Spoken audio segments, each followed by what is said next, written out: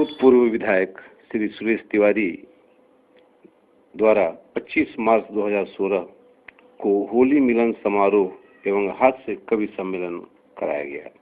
यह कार्यक्रम बरहज के भारतीय जनता पार्टी कार्यालय नंदना वार्ड पश्चिमी में संपन्न हुआ।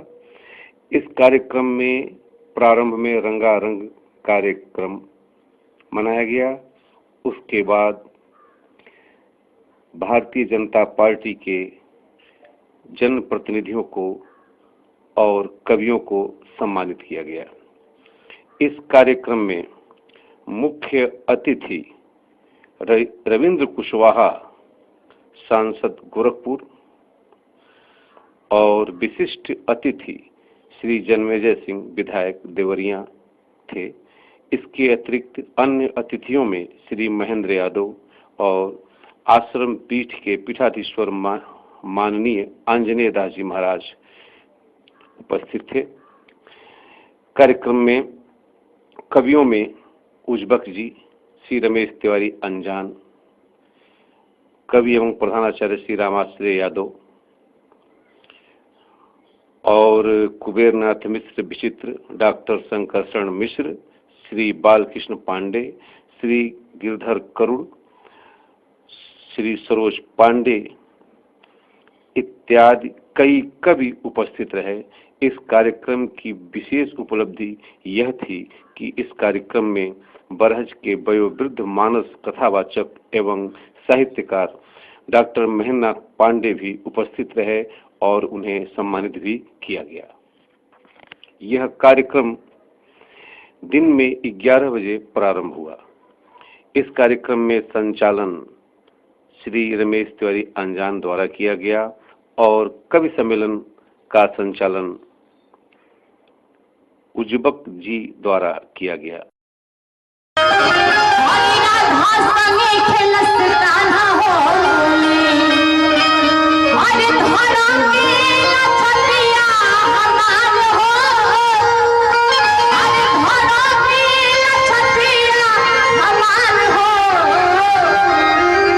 इस कार्यक्रम में हास्य कवि बादशाह प्रेमी भी उपस्थित रहे और साथ में इंद्रजीत उपाध्याय भी उपस्थित रहे।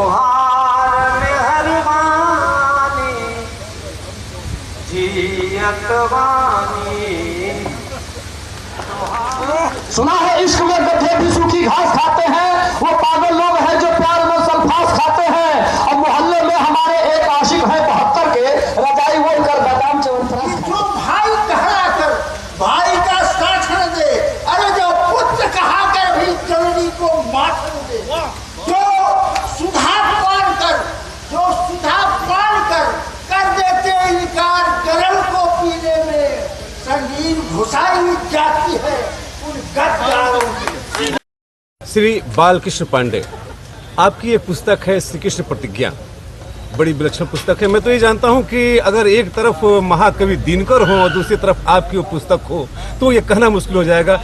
पाठक की तरह मैं कह रहा हूँ, मुझे तो ये कृष्ण प्रतिज्ञा दिनकर के रश्मिरथी के टक्कर ही लगती है, उससे बेहतर लगती है। ये मेरी अपनी राय है। फिलहाल मैं गुरुदेव से उसके बारे में, कृष्ण प्रतिज्ञा के बारे में 2-4 शब्द चाहता हूँ।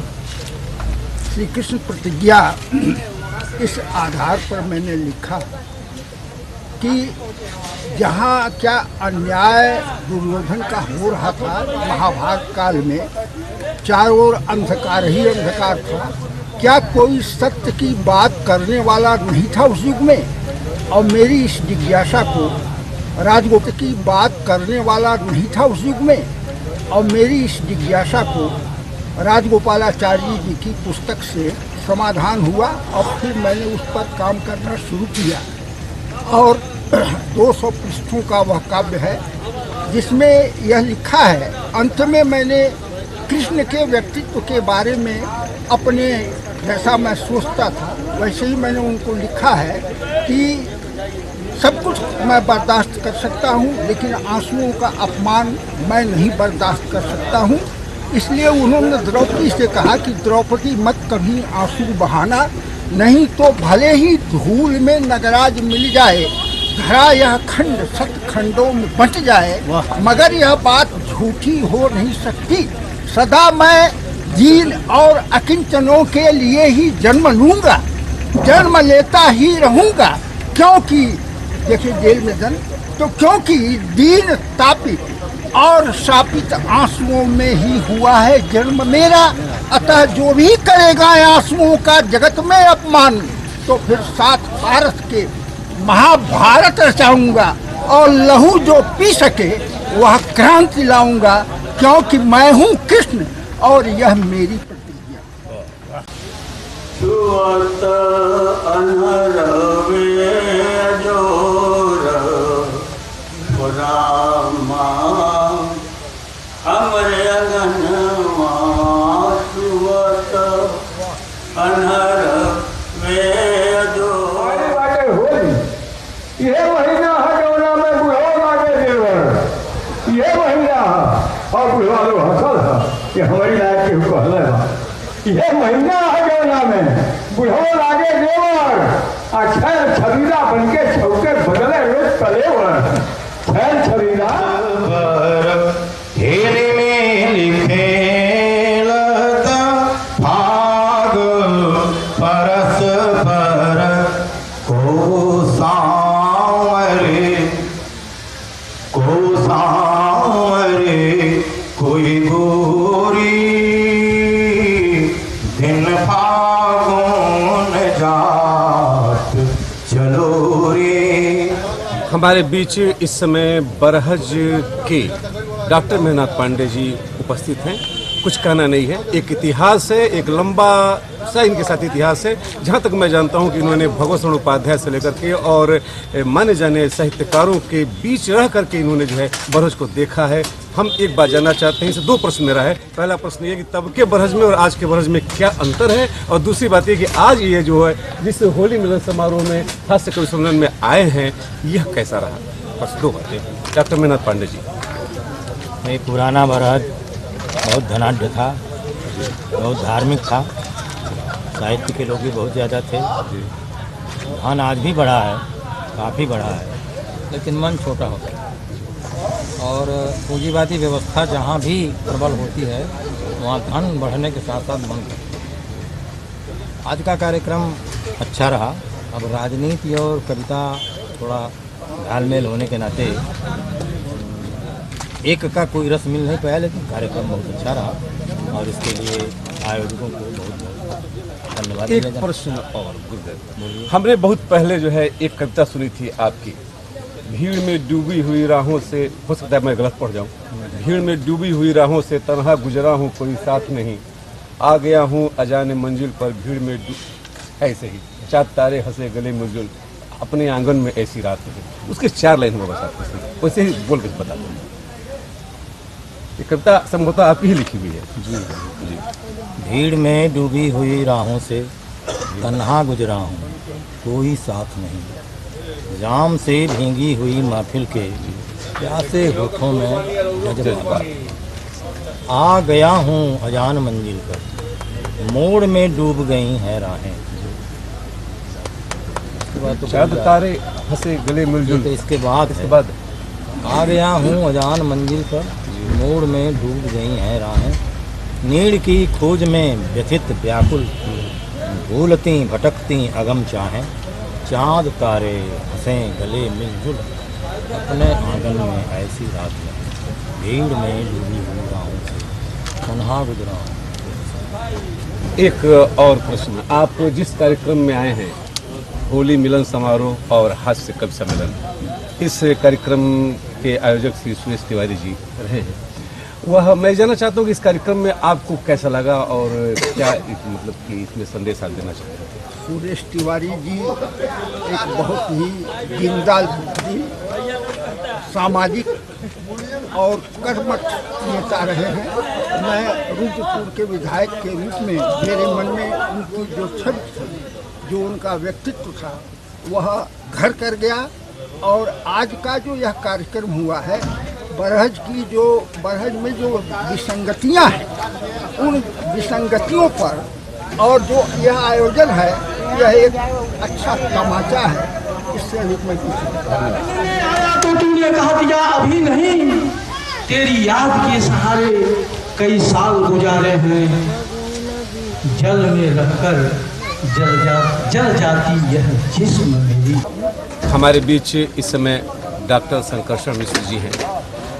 इनके देखने से आज मुझे लगा कि बरहज जो है ऐसा है कि कभी ऐसा नहीं हुआ कि यहाँ पर जो है साहित्य की कमी होगी।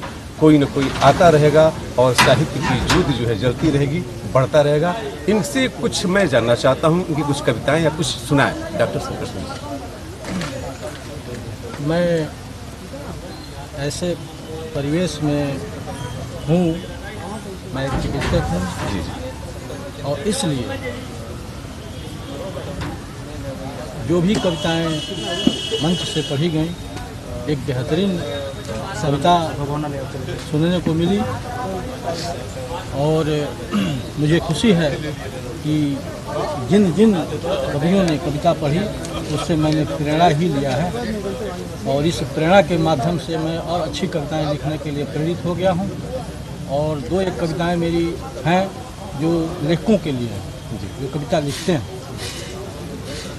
एक लाइन और दो लाइन पढ़ूंगा। कहाँ से कहाँ आ गए हम, कहाँ से कहाँ आ गए हम, डरे हाथों में सहमी कलम, डरे हाथों में सहमी कलम, कहाँ से कहाँ आ गए हम। होली मिलन का कभी सम्मेलन हो रहा है। उन्होंने कहा किसी आदमी से पूछो।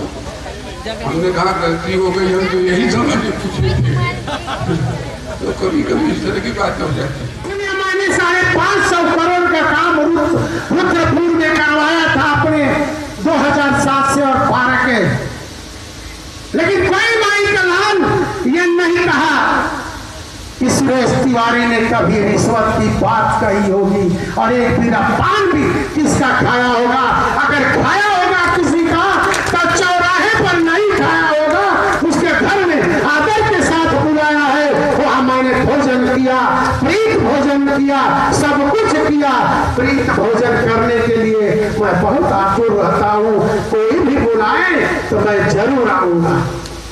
इसलिए हे जनता जनार्दन, ये दो धर्म मेरा पूरा हो गया, लेकिन मुझे याद है मैं 10 बरस तक बिशुनपुरा गांव यहाँ पर ऐसे 2 किलोमीटर पर उत्तर पर है, और जब सरजू माँ का स्नान नहान आता था तो मेरे माता पिता अंगुली पकड़कर मैं यही सरजू जी में स्नान कर। एक बात आती है, यहाँ पर तमाम ऐसी ऐतिहासिक स्थलें हैं, तमाम ऐसे ऐतिहासिक मंदिर हैं जो आज भी जीर्ण शीर्ण अवस्था में पड़ा हुआ है। जैसे एक गायत्री पुत्र का आश्रम है, जो गायत्री पुत्र देवरवा बाबा के स्तर के संत थे और गायत्री माँ स्वयं प्रकट हुई थी। आज वो ध्वंसावशेष में पड़ा हुआ है। कोर्ट का स्थान है, देवी का स्थान है, वह भी जो है लगभग 600 साल पुराना जो है इतिहास है। कहाव का स्तंभ लेक भी बरहज तहसील में आता है। तमाम ऐसी चीजें हैं, तो 2-3 गिना रहे हैं। मैंने 118 रिकॉर्ड यहाँ पर इकट्ठा किए हैं जो हैं। मैं आपसे जानना चाहता हूँ, क्या बरहज का यह ऐतिहासिक स्वरूप लौटाएंगे आप? जरूर लौटाएंगे। अगर पार्टी ने मुझे काबिलियत दिया तो मैं उसको निभाने के लिए पूरी ताकत से इस बरहज को संवारूंगा। धन्यवाद। होली मिलन और हास्य कवि सम्मेलन आपके द्वारा कराया गया। इस संदर्भ में हम ये जानना चाहते हैं कि आप इस क्षेत्र में पहला कार्यक्रम अपने हाथ से कराए हैं, आपको कैसा अनुभव प्राप्त? मुझे घूमने से और होली समारोह कराने से, होली मिलन समारोह कराने से ये पता चला कि पब्लिक मुझे लाइक कर रही है और मैं इस चीज़ पर खरा उतर के दिखाऊंगा। आज तक मैंने अपने जीवन में, राजनीतिक में, रुद्रपुर में बहुत कुछ किया और बरहज इतना पिछड़ा हुआ है, नेता बेहीन हो गया है और खासकर पंडित समुदाय इतना दुखी है कि उनका कोई देखने वाला नहीं है।